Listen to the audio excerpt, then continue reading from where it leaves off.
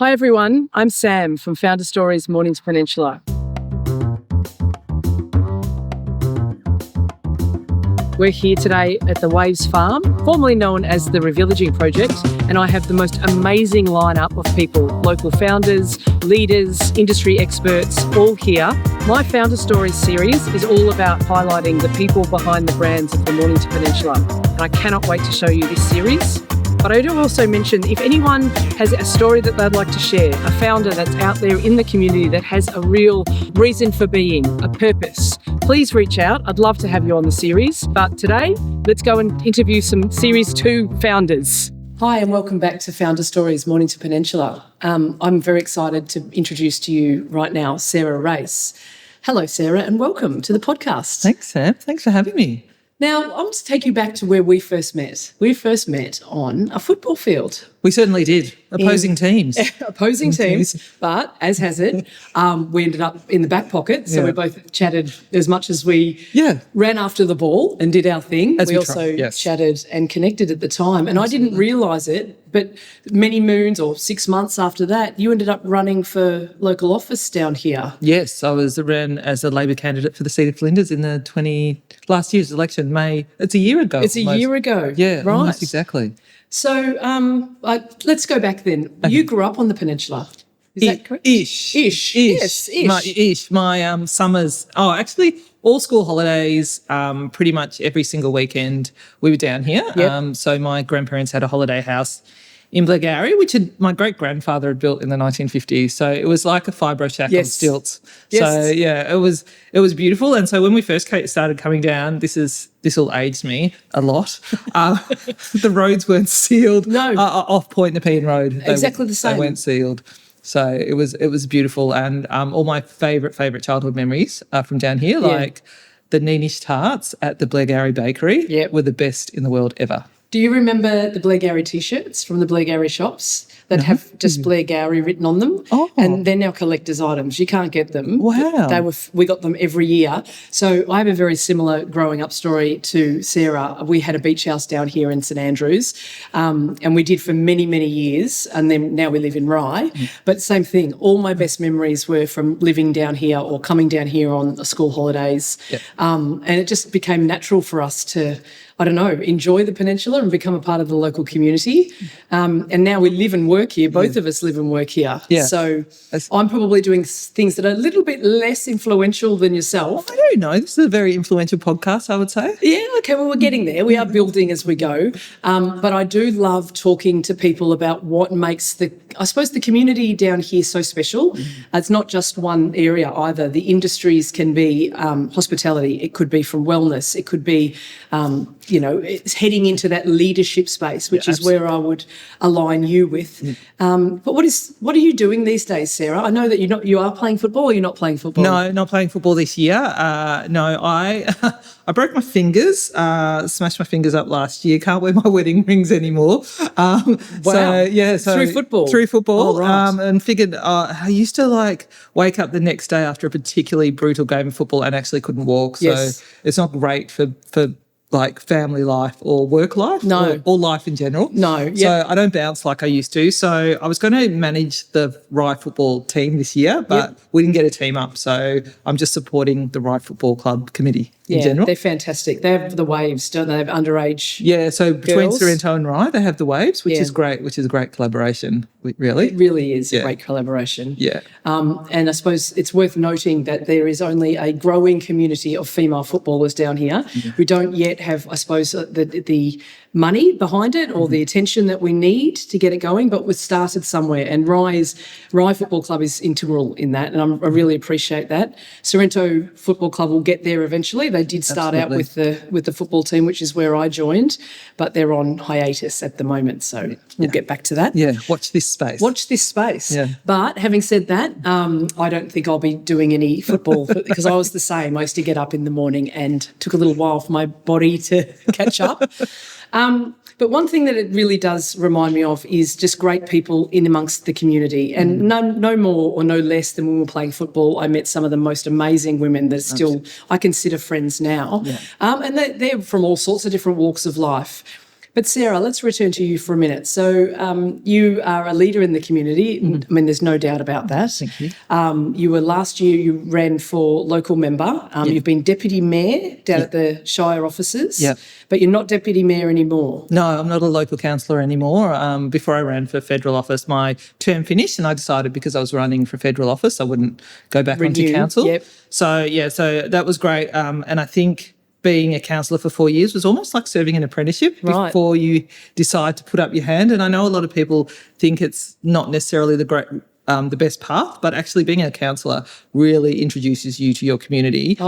And you get to know people and groups and consider issues that you may not have thought about before. And it really opened my eyes up to the the whole of the peninsula. Over Hastings, incredible. The Western Port is so I'm not sure what the word is, but undiscovered. Let's say undiscovered. It is. There's a vibrant community over there. Vibrant community. Restaurants, cafes.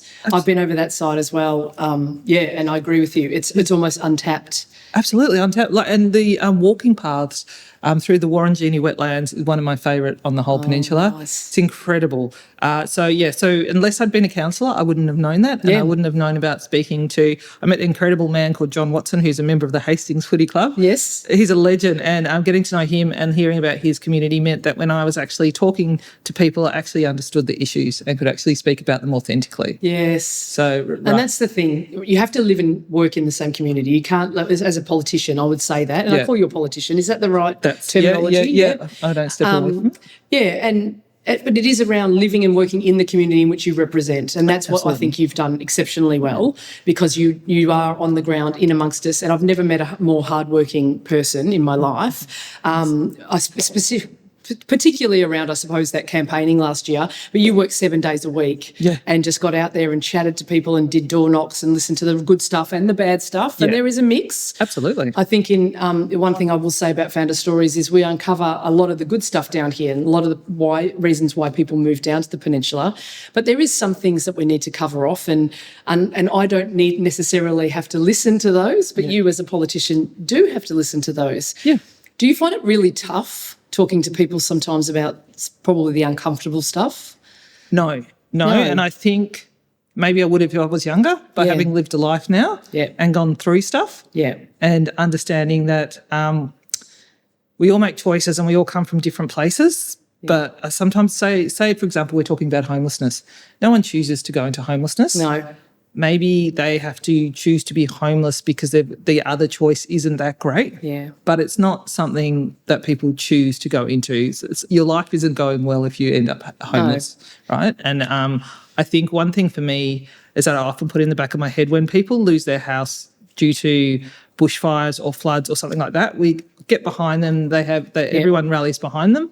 But if you lose your house because your mental health hasn't been great, your economic situation isn't great, or there's something like, I think 3/4 of women who are homeless are there because of domestic violence. Right. So that's not something you choose to go into, but something that you can't stay at home for. And I think when we're talking about those issues and talking to those people that specifically affects, or the organisations that look after those people, we've got to be open to hearing those stories. Absolutely. It's a really good point you've made, because there's there are a few pockets of homelessness on the peninsula where people have lost, that's where they tend to go, and they need support, and they need support from organisations, and that needs to be destigmatised as well. Absolutely. I don't know whether we've got that quite right yet, but I think we're heading in the right direction, and I think even by the simple fact that we're talking about some of the more uncomfortable things here on Founder Stories, it's not, I mean, we love our peninsula, but I love working with people from all different walks of life and also hearing the stories of all different walks of life. Absolutely. And there is a little bit of a situation down here, and I think it needs to be addressed. But no more than you, Sarah, because you're in the right spot. I'm really, really proud to say that I align with you insofar as us talking to people, getting out there. I'm very similar here at Founder Stories in getting out and talking to people about the real stuff behind what we do. So in amongst that, you have the uncomfortable conversations. What's something really fun and amazing that really warmed you, or something you remember from last year? Running for local candidate, you didn't get over, but it was down to the wire. So, and, you know, who knows what the future holds? Watch this space. But tell me something that really makes you laugh now or warmed your heart. Oh, I met this incredible woman called Margaret. Right. Probably it was my last day door knocking, and some of my other door knockers had met her and said, Sarah, you have to come and meet her. She's incredible. You have to come meet Margaret. She's voted Labor all her life, but come and hear her story. Right. So I went in to speak to her, into her house, and her poor husband had fallen off out of his...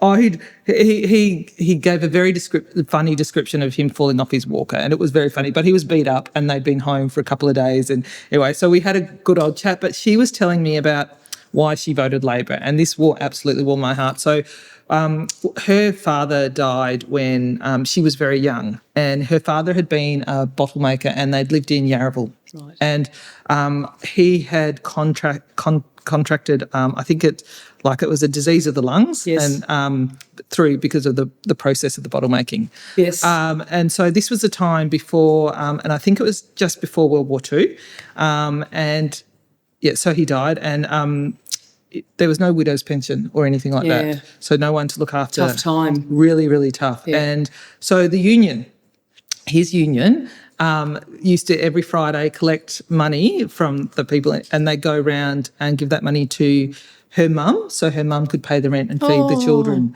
which is absolutely... That's a gorgeous story. Isn't that incredible? Well, that's what communities are supposed to do as well. Yeah. I mean, we've forgotten that, I think, a little bit. But certainly down here there is that mateship that goes in with we align with each other for reasons of us, football and sport and getting out amongst our community. Absolutely. And then we can take whatever we want from that and move forward. And also if anyone, in my community needed help, I'd be one of the first, I hope. Many of us would be one of the first to put our hands up and say, how can I help? Yeah. But you're right. It often takes, bushfire or something really quite life-changing before we change our own behaviour. Yeah. But sometimes it just takes a conversation or listening out for your mate or whatever it may be. Yeah, absolutely. There's tough times. There are tough times, but I think when we talk about those stories on the peninsula, it's not necessarily the stories that people know, but like you said, the community on the peninsula is incredible. Yes. And I've spoken to Lisa Holt about this, the principal at Rosebud Secondary, and she was saying it is one of the most generous communities that she's ever had the privilege to be part of. Oh, that's a really good word for everyone down here. Yeah. As you know, as most of the people know now, Founder Stories came about from me working in marketing in amongst some brilliant organisations with amazing founders who spoke from such a position of passion and vision, but specific to the peninsula, which is such a special little pocket.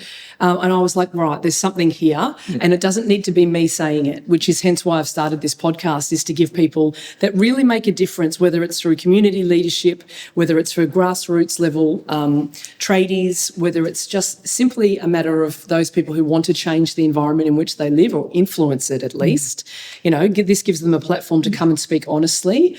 And no more honest than yourself, and I love it, Sarah. So tell me what's next for you. So we've headed. You were in local shire, so you're a deputy mayor. Then we went for local candidacy, didn't work out that year. Yeah. Down to the wire. So well done. Thank you. But now we're in a new space. This morning you were on the radio talking to people. I know you love to be amongst it. Yeah, I do. What's next for Sarah Race? Well, I'm currently working for a Labor senator, Senator Jana Stewart. She's a First Nations senator. Yes. Incredible woman. She was the first Aboriginal senator for Victoria, I believe. Fantastic. Like Labor senator for Victoria. So, she's an incredible woman. So I work with her 3 days a week, but I do get to go up to Canberra, which is fascinating. Yes. I have always been a political geek since I was little. So for me to be up there is just... It's almost all my dreams come true. Yep. Little Sarah wouldn't have believed that I was going to be up there in Canberra. I would go little Sarah. But also I am her community engagement advisor. So she has duty seats that she looks after. So seats that aren't held by the Labor Party, the senators kind of divvied them up between them and engage with them, being their voice to government, I guess. Right. And they're up in Mallee and Nichols, which is northwest Victoria. Wow. So it's bigger than the size of Tasmania, but the seat of Mallee is it's huge. It's Horsham to Mildura, and it's massive.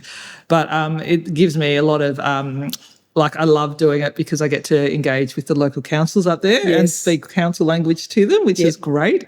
And I get to engage with the local community groups up there as well, like the footy clubs. Yes. Awesome. They're ethnic community councils, which are up there and they support multicultural communities, and men's sheds and those sort of places. So it fills my bucket every single day. Oh, that's so fantastic. And that really is in service of your community. I mean, even though you live down here, you're driving up to the Mallee. How long does it take you to drive up there? Oh, we normally, if we're going to Horsham, it's about 3 hours. So head into Melbourne to get with the senator, then head out, or we'll fly up to Mildura because that's a long, long way. Yes, it sure is. Yeah. Victoria is such a vast state. Excellent. Well, there's many things coming. So you're just going to continue with that for the time being and see what the future holds? Yes. Well, my branches have endorsed me for the 2028 federal election. So congratulations. Thank you. So that is in the pipeline. But you never know, like where will there? No, exactly. Yeah. And I think it's best to remain with the current state of the world. It is best to remain just connected and smiling. Yes. And contributing where we can in our own little sphere down here. Absolutely. Doing what we can to support each other. So I just want to say thank you very much for joining me today, Sarah Race, and I cannot wait to see what you do next. Yeah, thank you very much for having me. And thank you for joining us today on Series 2, we're Episode 5 with Sarah Race. We have had such an interesting conversation around what is next for the Peninsula, not just for the businesses, but also for the people behind the brands on the Peninsula. So I really look forward to bringing you our final interview on Series 2, which will be coming up very, very soon.